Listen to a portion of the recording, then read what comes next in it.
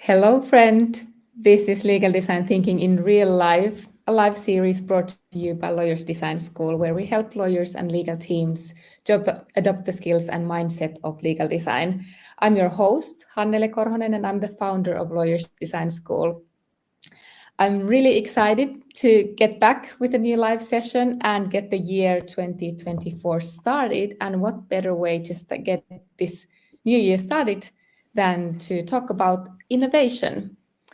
I'm here today with Jon Henderson and Larissa Kruzel from Polsinelli, and we're going to talk about using legal design for innovation in law.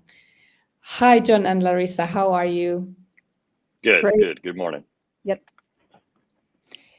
Where are you joining us from? From Dallas, Texas. Yep. So we're both in Dallas today. Usually I'm in Paducah, Kentucky.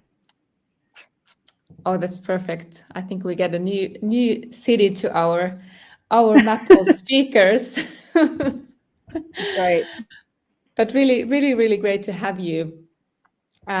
We could start by getting some introductions from both of you. Would you introduce yourselves? Yeah, that's great. Jon, do you want to start? Yeah, I can. So I am Jon Henderson, and with Polsinelli, and I am a shareholder in our corporate practice. I've got a focus on healthcare mergers and acquisitions is the legal work I do. I'm a 33-year practitioner, so I've done this a really long time. I co-lead our Health-Care M&A practice, and then about a year ago, in connection with some other leadership and management changes we had, we created the innovation department within the law firm, and I became the chair of the lawyer leader of that. And then I'll get into more later, but so excited to be here and just really looking forward to the conversation. Larissa? Yep, thanks. So I'm Larissa Kruzel. I am the Director of Practice Innovation at Polsinelli. So, similar to Jon, my career has changed a little bit over time. I went to undergraduate school for chemical engineering and worked in manufacturing for 5 years. After manufacturing and sort of within manufacturing, I had this focus of project management, Lean Six Sigma, and decided I wanted to shift my careers a little bit. And at that point in time, I just sort of, applied to anything that sounded interesting.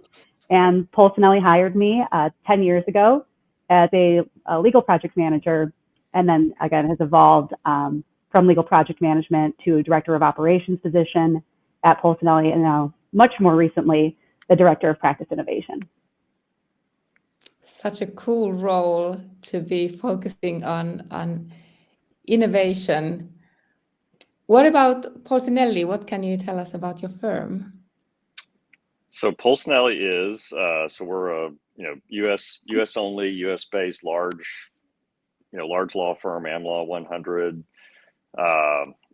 22 offices, and have had, like many of the U.S. law firms, have had a strong growth trajectory the last 10 years, and that has been both practice area and geography, and then people have, me included, have been attracted to Polsinelli because of, we're a different kind of large law firm.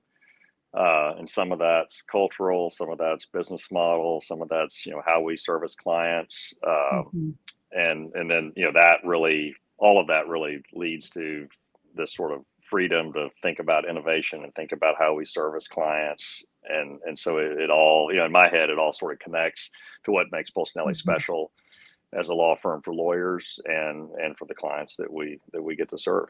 Yeah, and agreed. I think part of what makes Polsinelli kind of an interesting law firm, and maybe again what separates us a little bit from our peers, is one, that growth. We are very much still a first generation law firm, and so we consider ourselves kind of young in our organizational maturation, and then the organizational life cycle.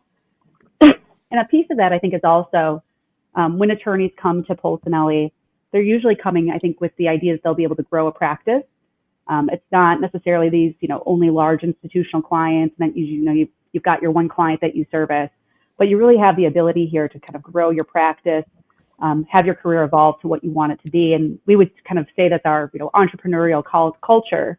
What that means for me, and the reason I bring this up, is because it makes scaling things very difficult because you've got, 200, 500 attorneys, depending on what type, who all have very unique clients, who all have very individual clients.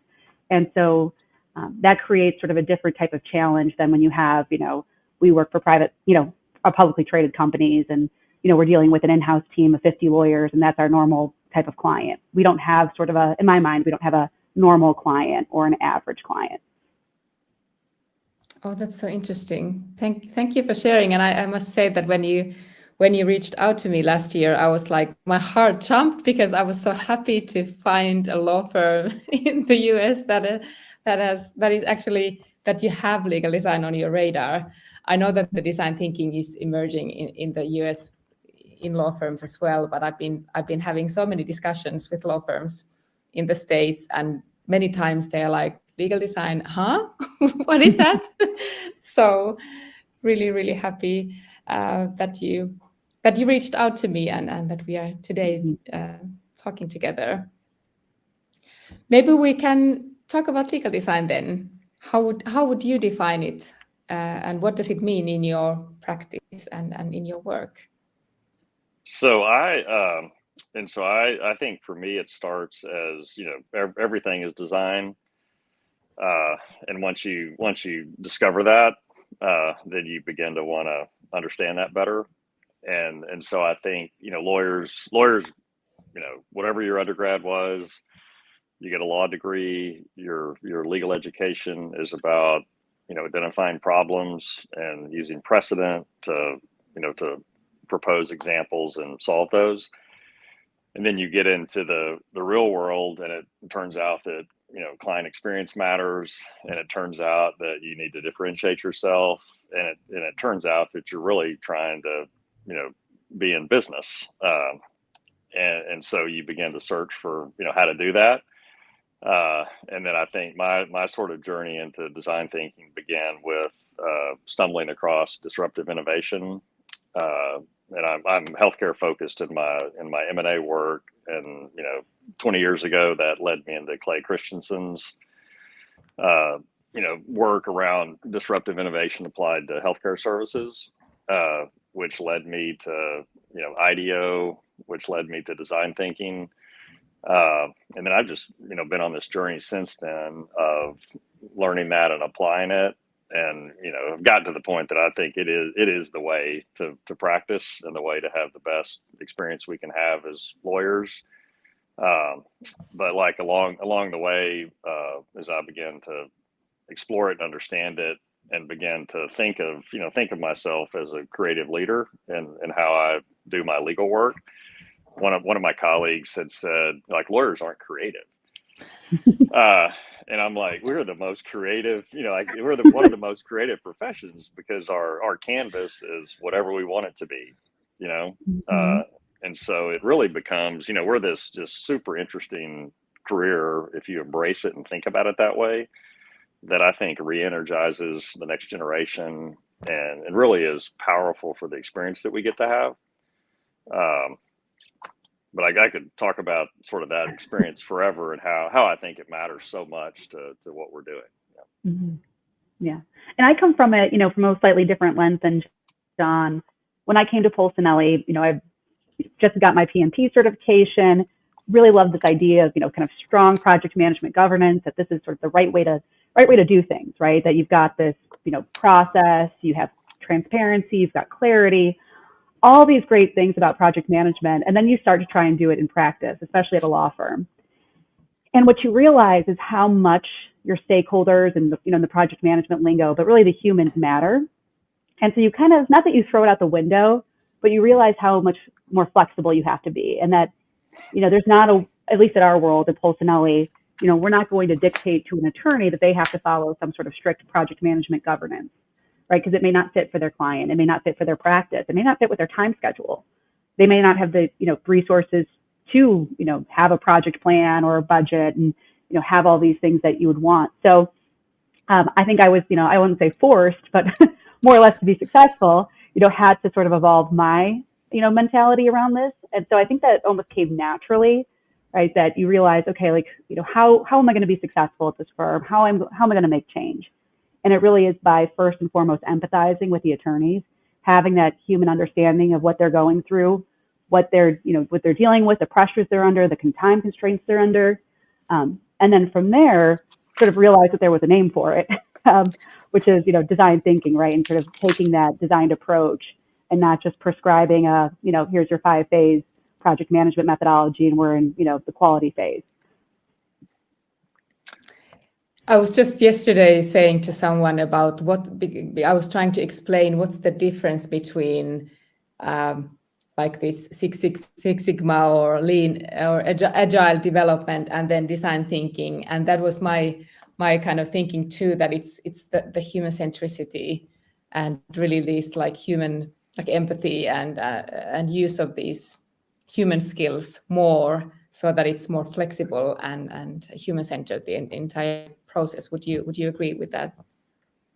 I definitely would. I 100% would, because then I think, as someone who embraces design thinking, I certainly pull on my Lean Six Sigma training. I certainly pull on my project management training. But it's, again, understanding when those tools make sense to use them. What is the appetite for that from the recipient or the requester? And it's kind of a piece of this we'll also say is change management. One of the best lessons I learned in a change management training was like, what change are your end users ready for, right? And so I take that, like trying to get to that understanding, can my attorneys, can my clients, can they handle an incremental change? Can they handle a widespread change? And the way you understand that is really through the design thinking process, right? And understanding the human side of, what you're doing and what they're doing. There's a core concept, I think, that is across, all the learned professions. And so I see it in my healthcare world and I see it in my legal world where the highly trained professional goes out in the world with their skill set to solve problems for, patients and clients. And they do that, from their own perspective, just almost by default, because that's how they were educated. That's probably how they, exist in the world prior to going to their professional education. And so they're driven achievers that all the things that make you successful through that educational process turn out, to have been necessary, but you've got to be able to pivot out of those. And you've got to find the methodology or the means to pivot. And there's nothing that comes to, lawyers don't get MBAs typically. And so there's no educational exposure that we get that helps us know what the pivot is. And it's design thinking. Like, I think it is the means to the end. And then, kind of to the Larissa's point about the context we find ourselves in, we may never, have the experience of a full blown, customer journey, type thing. But we use jobs to be done theory, and we use 2 or 3 different theories as our sort of core methodologies. But it's all geared toward experience our clients are having, which actually is the most important thing that we should be focused on. We just didn't learn that at the beginning of our careers. And I think we're finding, Jon, that at least some of the, your clients are craving that as well, right? They've got a gap in their skill set, a gap in their organization where they need that expertise. And like a lot of, smaller, privately held or closely held businesses, they look to their attorney for those experiences and that expertise. And so they, really trust their attorney to be their guide, to be their facilitator, to be, a business professional. And so Jon has pulled a lot of this design thinking work, discipline into his actual client service as almost like, I don't want to say quite selling design thinking, but a piece of it. Well, and then like the, for the things that are said to lawyers, and so in traditional business development or, client development, it's, put yourself in the client's shoes. It's, be business minded. Those things, when they're said to lawyers, you hear it and then you're like, how do I do that exactly? And so this is the answer, right? And so if you you really can't put yourselves into the client's shoes unless you really embrace how to do that. And that's a mindset change. That's a willingness to, to sort of be subservient to what you think the right answer is, or what you think, something should be done as. And so that's what's interesting is you flip that mindset and work backwards from the client experience, and you change the way you communicate. You don't do memos, you do, visual communication tools. So just, to Larissa's point of how we integrate this into legal work, just multiple examples of how it changes how we communicate, which is that, bedside manner, that whether it's medicine or law, about how, how the patient or customer really experiences you, which makes you more effective at what you're trying to accomplish as the kind of full circle. Yeah, exactly. So interesting. There are so many things that I'd like to touch upon there. But you mentioned that you are using the design thinking methodology in the client services. Is that something that is visible to the clients, or would you have some concrete examples that you could maybe share? Yeah, can I kind of let me set it up? And so and so part of the this evolves out of the healthcare M&A work, and so part of where that happens is whether it's private equity or strategics scaling, consolidating different subsectors, and so you end up doing multiple deals, many times multiple deals at the same time, and so it becomes this really complex process, and that really complex legal process ends up being really expensive. Sometimes because of the haphazard nature of the way the work gets done. And just, so I lived that long enough and heard, clients want something that, we had to do something different to deliver that. And so that became really focusing on programmatic M&A as a workflow, as a style of doing work. And when we started that, that was, it's not 10 years ago, it's 7 years ago, but it's quite a while ago that we just began trying to solve that mystery. And Larissa was in her DDO. One of the things about she and I is that she started within our business department in another role that she described. And I'm as a practitioner, she's in that administrative role, and we're really doing the work that we're doing now in the innovation department. We were just doing it, as a side hustle, kind of just as part of our normal, just trying to get innovation as a side hustle. Yeah. But it's really, and so I'll let Larissa describe more about that. But we really, developed a consulting-like approach to how we interact with our clients who are wanting to do work that way. And so you've got to do what you need to do on the legal side, but you've also got to engage with them for them to do what they do on, their operational and other functional elements of their business side. And so we're several iterations into doing that. And Larissa, I'll let you describe more.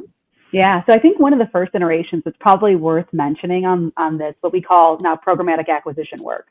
So again, what's now evolved over a 7-ish year journey, really probably started with pricing and pitching, right? So we would talk to our clients about, well, if you do one deal with us, it's going to cost, X percentage of deal fees. But then if you do 2 deals with us, or 3 or 4, right, we get that, value of that experience, and can, your prices will go down as relatively speaking. Just economies of scale, just through systemization. Yeah. Correct. Yep. And so we started thinking it, from that lens, and that was really kind of our first iteration. And then what we realized, or really Jon realized, was that there's more than the pricing piece, right? There's more from a law firm system that we could be doing to really make this work and make this scalable. And with acquisition work, like many other types of legal work, but it's fast paced, it's start and stop. You might not have heard anything from a client, and now they're under LOI, and now you've got to ramp up a team.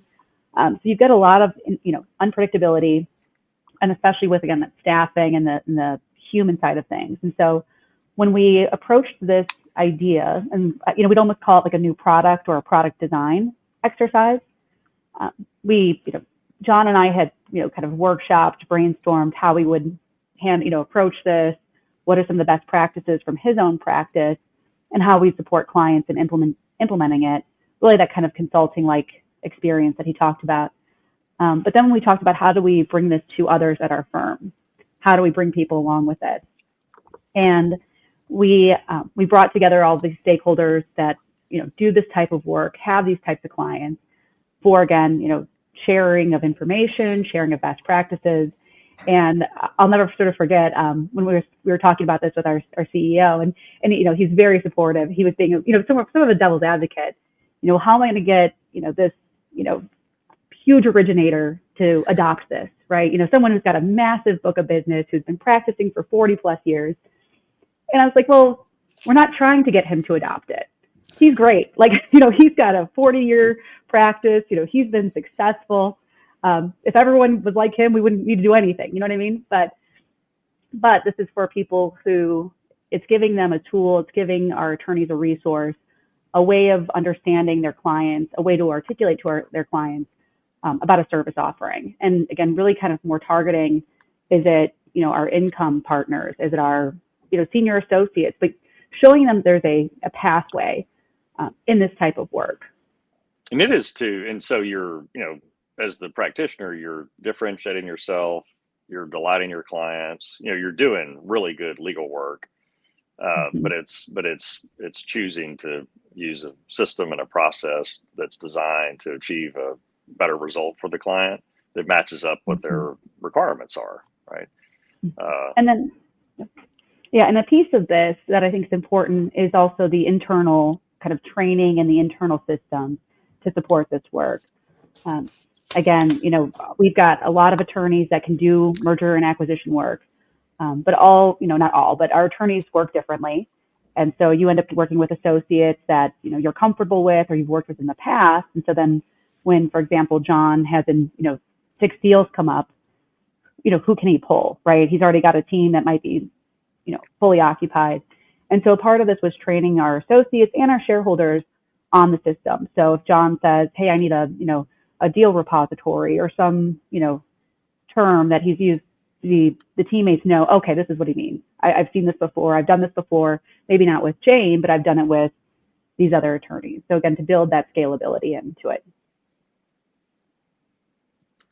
Thank you. It's so, because I hear it all the time as well, that the lawyers they have a hard time seeing the big picture when they are talking with the client, so that they miss that they are just talking about that one transaction that is currently on the table. And then there might be all these other branches that are heavily involved. But if you're not able to ask the right questions or have some way of communicating with the client about the whole thing, you miss the sales, but then also the client is not getting the help that they need. Well, and then what I think you're doing is you are communicating, great subject matter expertise, because you've been able to, not only do you know the legal subject matter, you're able to put that in the context of a business strategy that's being implemented.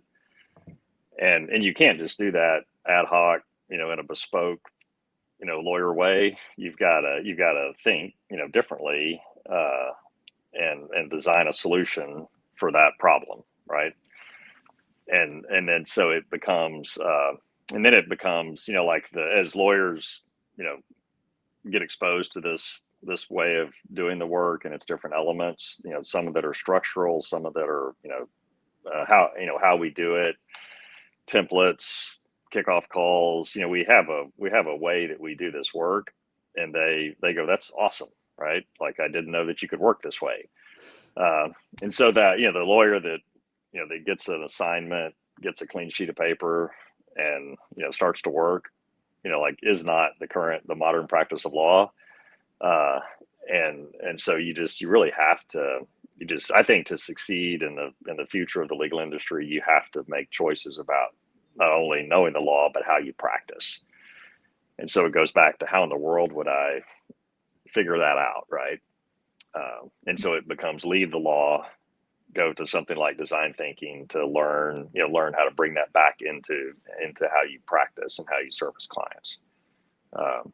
The other like smart, and this was Larissa was touching on it, or I think you were mentioning it. It's sort of like Heidi Gardner's, the Harvard Business School professor that has written Smart Collaboration and now Smarter Collaboration.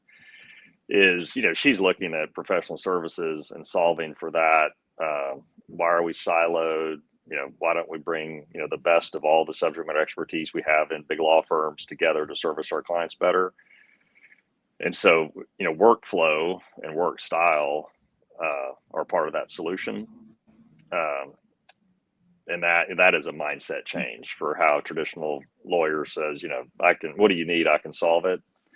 And so it's actually, flipping how you think about that, and then not becoming inefficient in how you do that, but maintaining the efficiency that the client requires through the way that you execute the work. That's so important. How does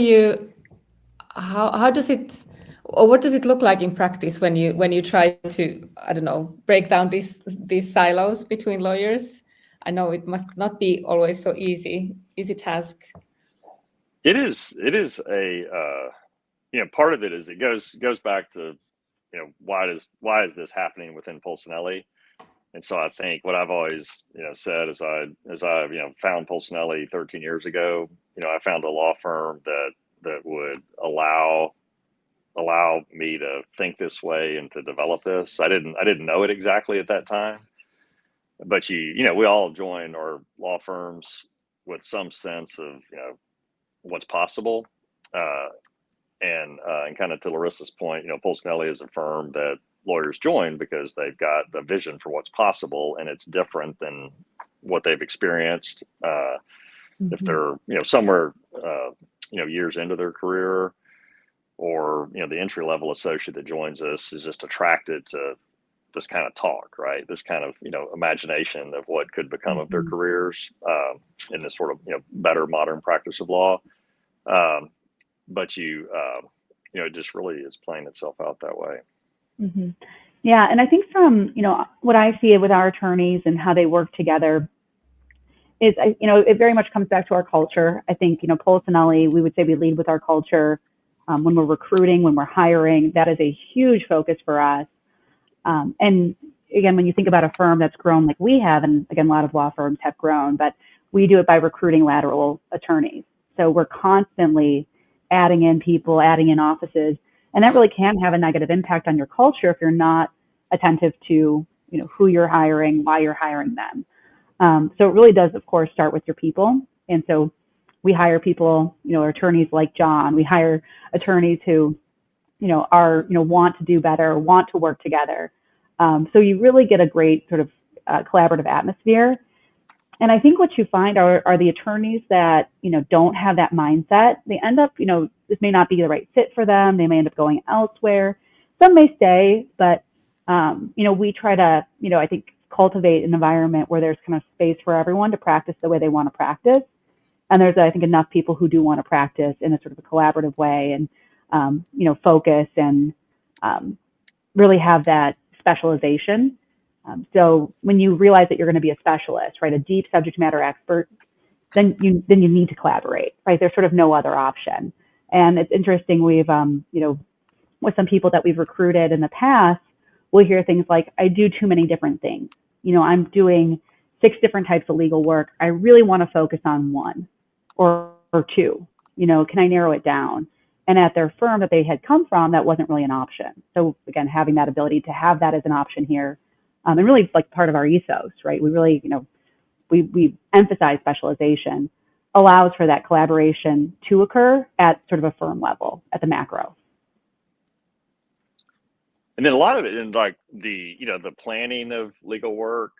And so there is the, like in M&A practice, there is the planning of that.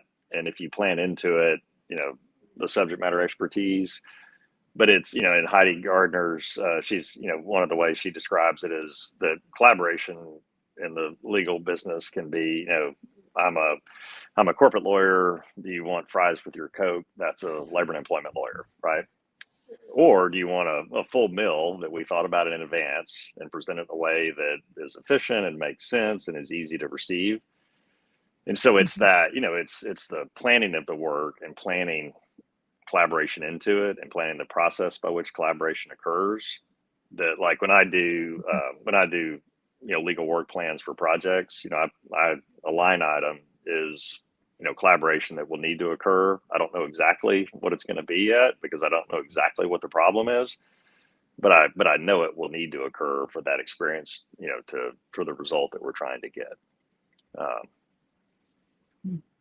For sure. And I also think that on personal level for lawyers to know that they are able to help, because I think most lawyers come to the profession wanting to actually help people, that with this collaboration, wide collaboration, that they are actually able to better help the client with the problems, that the real problems, that the challenges that they have, that actually increases that the work feels more meaningful for them, so that There's it's not satisfaction. Yeah. I don't know if you found that.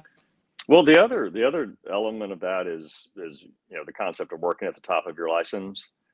Mm-hmm. And so, one of the principles of disruptive innovation theory is that, much of the cost that happens in things that we think become too expensive, whether it's manufacturing or professional services or medicine, is that, there's expensive people not working at the top of their license doing work that should be done differently.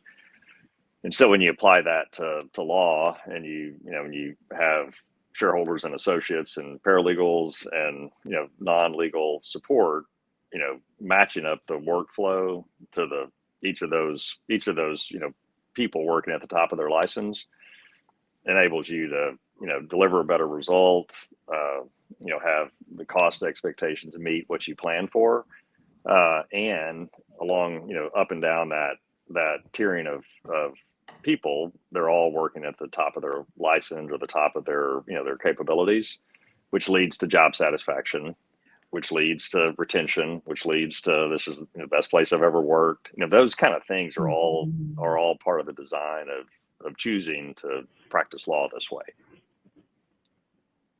Oh, I love that. What about clients? What are the results or impact or feedback that you get from your clients when you're working this way? Like, can't believe, like wonderful experience that we know how to do this, and growing clients that hire us to do their work this way. And so it is. And I think what we find, Jon, is that people want more of it. They want to continue to work with us, especially when we apply these principles. And they may not necessarily know that what we're doing is applying design thinking. Sometimes they do, sometimes maybe they don't.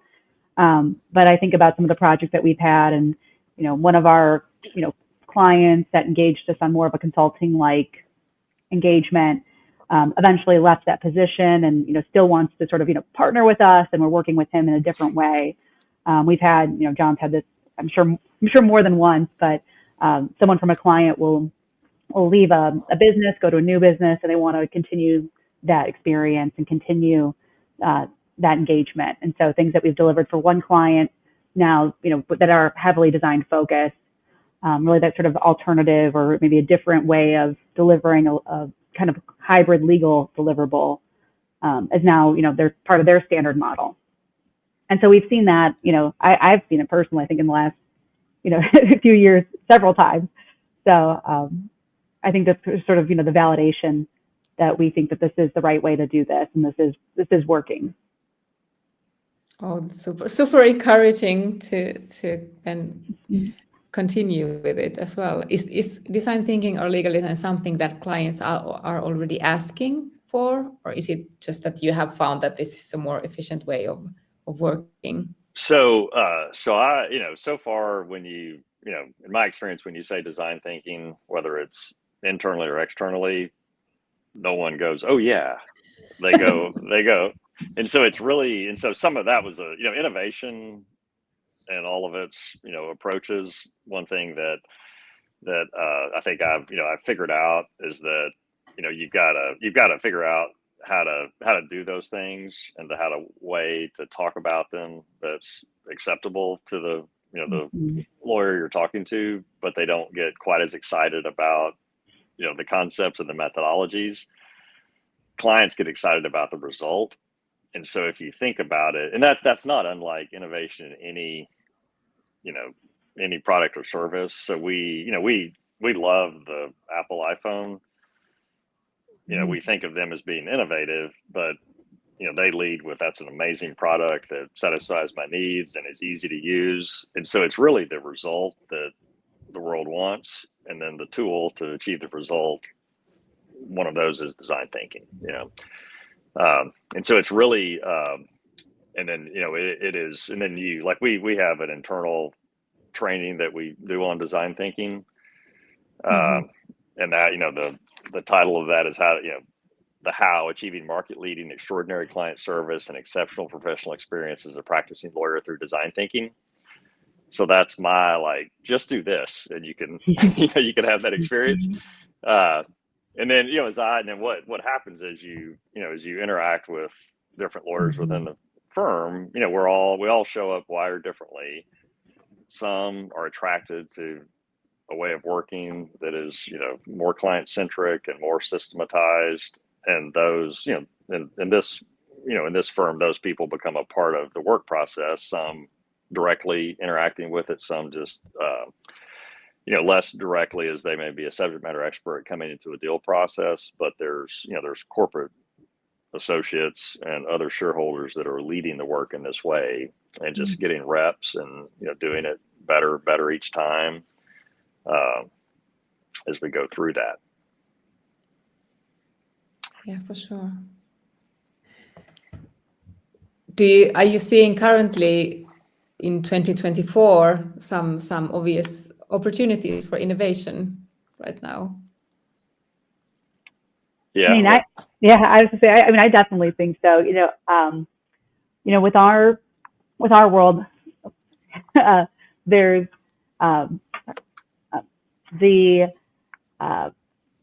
of course there's what you're seeing in the technology space, which is AI everywhere, and that's of course a piece of it. But if you're not utilizing it, if you don't incorporate it into your practices, if you don't incorporate it into your people, that's certainly it's just going to be another program that sits on your computer.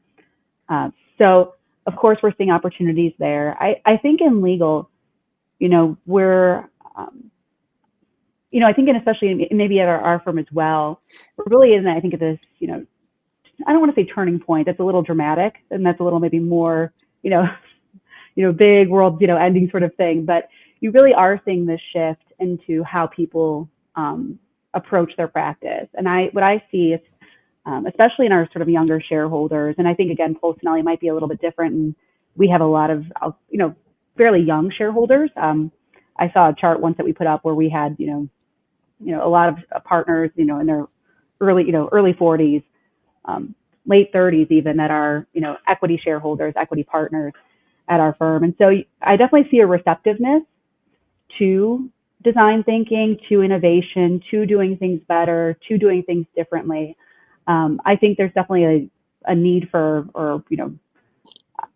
balance, having that work-life balance that, millennial stress and Gen Z stress. So I think all of those things will continue to drive innovation at firms and in our field. And then I think the standing up of the innovation department as a function within the firm, is part of one of the elements of our strategic plan of being savvy users of technology and just servicing our clients in a way, whether it's through processes and systems and technologies that are just better, and so it really this becomes our sort of centralized way to do that. And so as we're creating this department and to some degree capturing things that are already occurring, to some degree like finding things that need support. And so as Larissa steps into to her role fully, we've got as you might imagine, a really sophisticated project management approach to how we're standing up the department, and have certain guiding principles that we're following. And one of the things I've learned early on was that I discovered innovation management as a capability, and that makes all the sense in the world to me. And that's what we're doing here. But lawyers, don't necessarily like to be managed in the same way that you might within a corporation. And so recognizing that, what we're doing is we're coordinating innovation. And so we're taking amazingly, intelligent people that care, tremendously about their clients and about their professional experience they're having. And we're recognizing that there's processes and systems and technologies, ways of doing things within the practice that they want to achieve because they're trying to, succeed in what they've set for their careers. And so we're actually, our job is to coordinate that, bringing in the tools of innovation that none of the lawyers know exist, to really enable that result. And then we think when we do that, we can then scale that to others, and you're ultimately changing the way the organization is functioning, in those pockets where you're doing it, differentiating ourselves, increasing revenue, succeeding at our business, through this effort, just like Apple would. Right. I love how you like when you talk about innovation, you don't just narrow it down to the technology. Like Larissa said, that it can be just one software sitting on the shelf, but you are like, I keep hearing the words customer experience and then professional. Did you say professional experience? Like also the lawyer experience? Yeah, it's also important that these are all like even more important pieces of the puzzle than just the technology, because that is ultimately only a tool to then maybe get the efficiency or maybe get all those benefits that they are promising. But it's innovation is not at its core. It's not about the technology. Yeah, and that's when Jon and I were, workshopping what this department was going to be. The name came last, right? So we had, an idea of scope. We had an idea of what we wanted to accomplish. And then when we were trying to, think about what we'd call it, we kept kind of stumbling back to innovation. And quite candidly, I think I certainly was, and maybe Jon was too. I was, sort of avoiding that title for some time, because it has such a, connotation of technology, right? That it sits in the IT department. And, of course, there's always going to be parts of technology in our practice and in what we're doing in the innovation department. But we, really have that client and attorney focus, and elevating our practice. I think something that Jon and I also very much always talk about is elevating the professionalism of how we engage with our clients, how we service our clients, what our deliverables are, and that being, again, one of our kind of key principles of our department. And then all of which is very much, consistent with the lawyer's creed across all our states of licensure. And so if you go back to even the basics of, from a ethical standpoint, it almost demands that you do more, right? That you develop these ways of practicing. And so it's just very, integrated in what should be. And then you can't let, the tyranny of the busy day keep you from, doing what should be. You've got to come up with ways and internal processes and functional departments to support that. And that's the everyday work to do that. Yeah, for sure. Hey, before we start to wrap up this discussion, which has been so amazing, can you tell us what you are currently working on? Can you reveal something? Yeah, Larissa. Yeah. I think we got a few things. I think one thing that we're both very excited about it's a product that one of our attorneys actually developed on his own. So again, we hire people who are entrepreneurial, people who want to do things better, people who take initiative, which is all wonderful traits. And when we announced our innovation department, I think we were naturally kind of the first people he called. When he said, hey, I've got an outside investment, I've built this product for really how we handle programmatic acquisition work. So he took what we've talked about already and really trying to take it to the next level. And so we're working closely with our attorney. We're piloting with him. And so hopefully we'll be able to announce something, soon on that front. Then of course, like probably other innovation groups, we're always looking at different revenue streams, different product offerings from our attorneys, other supplemental services that we can add to our business. And we get lots of ideas from, attorneys, whether they be, something like, subscription services or, hybrid practices, but we're kind of constantly getting those types of things into our department to evaluate and help kind of at least, sort of build out, understand what the business case is.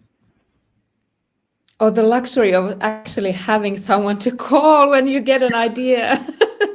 There is a department that I can call. I have this idea. Should we talk about it? So we're starting to do a rollout where we've done it first with, we have an integration meeting that occurs a couple times a year for new laterals, and then we have a fast start program that's for our entry level associates, and we both spoke at those, and that is, and we did like, when do you call us? And one of them is, I have an idea. Yeah. Right. And so that, it is that, where do I go with this? And so we can ease the administrative burden of going to the wrong place. Actually, either give me a yes or a no on what my idea is, opposed to I just, let it float forever. And so all of that goes back to that. Are we a more efficient organization? Is my experience practicing law here better? All of that is intended to be synced, and so we think we're addressing that, as an internal experience as well. Yeah. And I think a great thing of what we've been able to do, and this is again speaking to our leadership support that we do have with this group, is that we do get such regular touch points with our, C-suite, with our CEO, to really kind of check in and see, are we doing the right things? Are we working on the right projects? Some of my own history is like I would get pulled into things and I would be like, well, okay, like let's just start going, and then you end up getting so far down the road, you're like, should I even have done this? You know what I mean? Did I spend too much time on this? Was this the wrong path? Had we had, executive buy-in earlier or sooner, maybe we would have had a better outcome or a better result. And so trying to get ahead of that and have that kind of constant communication and touch point, I think has been really, really additive to our department, and really necessary, and so again, we know that we have executive buy-in, we know that we have a forum to talk about ideas and things at any stage, and again, sort of, shows the support that we do have. Yeah, and I can imagine that it strengthens the creativity muscle with lawyers, because they know that there is a place where obviously not all the ideas are not going to be implemented, but at least there is a way to get them out there, to talk about them. Yeah, to be heard and to respect them as professionals, and all that's connected. Oh, perfect. And I think our CEO is really great about, making sure that we really do, respect the attorney autonomy, respect our practice group structure, be thoughtful with how we're communicating with people. There's, again, he wouldn't necessarily say he's a student of design, at least I don't think he would, but he really still has that, human element, right, that we always kind of start with. This is so great. Hey, where can people find more about you and your work and about your firm if they are interested? I mean, if anyone ever wants to get a hold of me, they can always LinkedIn me. I try to be pretty responsive if people message me. You can email my work email, Kruzel@Polsinelli. It's pretty easy. I'll actually be at Legal Week this week in New York, so if anyone will be there, I'm not like at a booth or speaking, but I'll be hopefully around, and feel free to run into me, say hi. But I try to be as active as I can be in our community of non-attorney professionals who are working on whether it be innovation, project management, process improvement, change management. Sort of, we all call it maybe different words, but we're all, I think, trying to do the same thing or similar things. So I'm always welcome to, knowledge share, to talk. I think, that's how we continue to build our community, build our tools, and really do better for our firms and for our clients. For sure. And I'm Polsinelli website for me, jhenderson@polsinelli.com. Yeah. Hey, thank you both so much for taking the time to join me today. It's been so wonderful, and I'm again, so hopeful because we have law firms now enthusiastic about design thinking as well. I'm so happy that you reached out originally, and now that we were able to arrange this talk. Thanks. We love what you're doing, and we're so pleased to find you. Mm-hmm. Yeah, and thank you so much for taking the time and having this conversation with us. And thank you everybody for watching. I saw that the chat has been active, so thank you so much for participating, and I'll see you next week. Thank you, Jon. Thank you, Larissa. Bye bye. Great, thank you. Bye bye.